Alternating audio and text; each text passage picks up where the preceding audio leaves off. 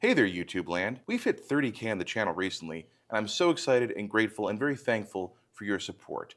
I don't know how I'm doing it, but here we are making a YouTube channel a few years after I got on the internet, and I think we're doing pretty good. As part of a 30K extravaganza, I first wanted to thank you, and then I wanted to get into some of the questions I didn't get to in the last Q&A video. This won't be a very long video, and I'm sure there'll be a part 3 because it seems like everyone has a lot of questions about exactly what I do around here, the club, and other aspects of daily life, so let's just get into it. This is a good one. This is, how open are kids to playing older consoles and games?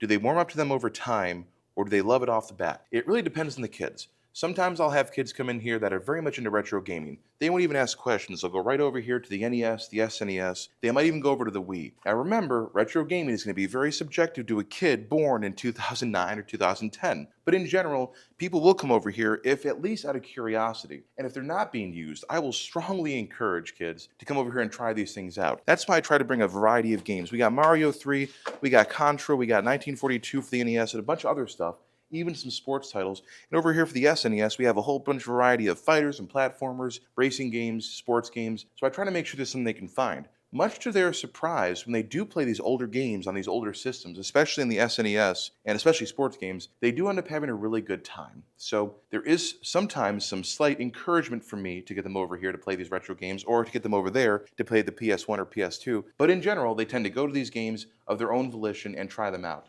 and they end up enjoying them. A lot of this stuff holds up. Unfortunately, some of it doesn't. That's a discussion for another time. Another general question just to set the scene here. What do I teach? Spanish. What grades? 9 through 12. I'm a high school teacher. How did I become a teacher? I believe it was when Best Buy laid off their entire service department at their service center is when I decided I had to do some of that degree in Spanish. And I went back to grad school. I have an MAT, so I have a master's in education and a bachelor's in Spanish. Didn't make the best choices in the order of operations of how I became a teacher, but I'm here nonetheless. It's kind of nice. How do you handle the work-life balance of work, teaching, and gaming? I have a very supportive family. I have a very supportive wife who is, hi, how's it going?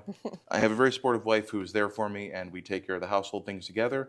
We're always trying to help each other out, and same thing at school. We're always trying to help each other here and do for each other the best we can. So the way I can play games at home in the evenings is because my wife and I watch the kids, we spend time together, and I don't know, I just have a very good support system in place. So that's how I can handle work and life and gaming. How long have I been a teacher?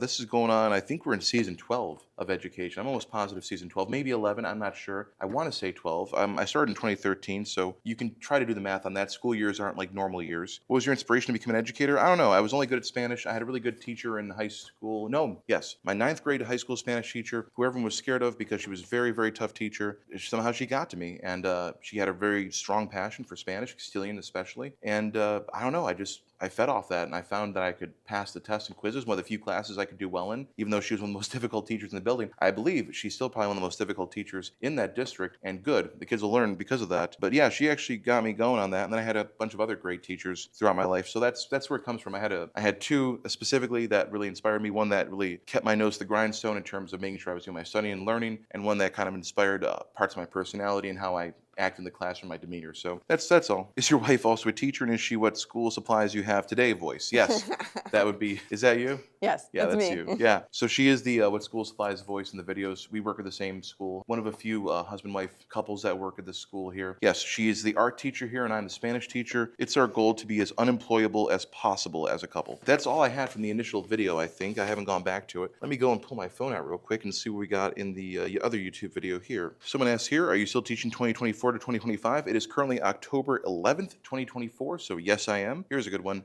Playing on OEM seems pretty important to you. What made you decide to keep it all original? I would be too paranoid to see the kids playing with the N64 or GameCube controller, especially a fighting game. My goal was to try to recreate the experiences I had when I was a kid that made me passionate and fall in love with gaming for the kids here. Now, what does that look like? It looks like, for the most part, as close as I can get it, original hardware and original games. Now, for those of you in the retro gaming community or any kind of gaming community in general right now, you know that gaming stuff, if it's brand new, it sells out like that and is scalped on eBay like practically overnight. Or if it's a retro thing, everyone thinks they have gold or everything is super duper valuable or super rare. I don't believe that whatsoever. These things were mass produced. There's a gajillion of these things out in the wild. When I was a kid, a copy of Mario 3 would have cost you 25 cents to 75 cents because no one wanted it. So my goal is to, as affordably as I can, use what is in my collection, and when I can find cheaply or at a good price, or I have friends who will sell me things at a good deal, I have friends who will mod stuff for me with a good deal, I have friends who will repair stuff for me and give me a good price on it. So as long as I can keep doing that, I will keep doing it with original hardware, at least the closest I can get. Luckily, a lot of those original controllers are very rebuildable. There's kits out there, so I can keep those going for a while. But the original hardware is the goal. That means original accessories too. I am willing to bring in things that most people would not. Let me show you. This is the only example I have here right now, but this DJ Hero controller is an example of something that I know a lot of people who have collections, gaming collections, would not want to be exposed to a bunch of children trying to figure out how it works all day long. They'd be worried about the damage it would cause. My philosophy is I don't want this to sit in a box in my basement for the world to see on a video and no one to ever see, really. And that's what happens with a lot of collections. They sit in a place and no one ever experiences them. These things were meant to be enjoyed, they were meant to be played. So yes, I will bring things like this in. I will bring in Dreamcast Samba de Amigo maracas. I will bring in DDR dance pads. I will bring in Taiko no Tatsujin drums. Don't care what it is. As long as they're having fun with it, they're using it, and they're enjoying it, that's what matters. And that's the whole philosophy of the club, is to get kids to experience these games the way they were meant to be played back in the day when they were first popular, so they get a little bit of understanding, first off, of the old stuff, and second off, some appreciation of the old stuff. And what we've done a lot in this club is educated kids about the older stuff, the older systems, cartridge-based systems, plasma TVs, CRT TVs, all kinds of fun stuff. And that really is one of the fun parts of that club, is trying to make sure I keep those original consoles, original TVs, and original games with controllers as close to that experience as possible. And that's what I believe in. Does it cost me money? Yes, it definitely does. Do I have a great support system around me with the repair people on either YouTube or TikTok?